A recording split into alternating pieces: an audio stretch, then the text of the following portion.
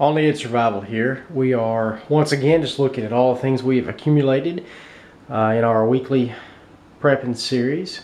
Lots of various things there. Our pile of food is starting to grow quite a bit. Let's take a look at what is on the list for this week.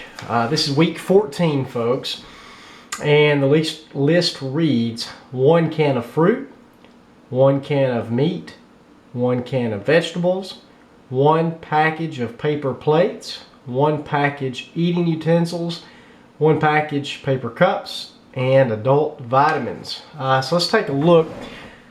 As you all know, a lot of times I kind of change the list slightly. So first, what we're looking straight out here is water. Deer Park is what I like. I've been trying to slowly stock up the water supply as well.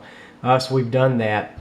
If we kind of scan up on top of the water, I also bought a couple bottles of propane for my Coleman camp stove, because here where I live, and probably in most parts of the country at this point in time, November, fixing to be December, it is very cold, and I'm starting to kind of go into ice storm mode, and I'm going to be buying a lot more propane because I really need to focus on a way to cook all this food that I've accumulated in case of power outages, or from ice storms or whatever.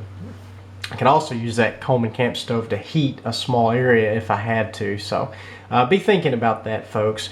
But as far as I've kind of done more than what I had to, I bought 3 cans of vegetables, 3 cans of fruit, 3 cans of meats, and of course they're not stacked in order, but you can kind of see a few of those over on that side, and I have a few on this side. On this side, you'll also see there's the paper plates, and on top of it, the forks, spoons, knives. That's always a good idea, folks, and that way, if the water were out as well, you don't have to worry about washing plates and dishes. Just throw them away or use them to burn. And if we look kind of behind, you can see the red right there. That is about 50 plastic cups. So I went with that. And in the front, you can also see vitamins.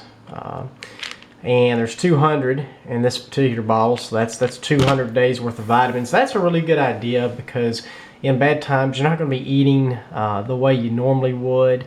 You're going to be rationing things. You really want to make sure you get a lot of your vitamins and minerals, and that's going to be hard to do just from food because you're taking in less. So that's a good thing to look into as well. As far as the one comment I've made in a past video, as far as the vegetables, well, and really even the fruits, if you look on over here, this is a mixed vegetable can that contains mixed vegetables. I think that's a better route to go, because different vegetables contain different vitamins and minerals, and some have a little bit more vitamin A than others, and some have a little more vitamin C, and So I think that's a really good way to diversify your nutrition. Same thing with the fruit down here. This is kind of a mixed cherry fruit mix. There's different fruits that have different vitamins and minerals. So I'm not just buying cherries or just buying corn. You're buying a little of everything when you go that route. So, all right, like I said, this is week 14. It's very straight to the point. Stay tuned for week 15.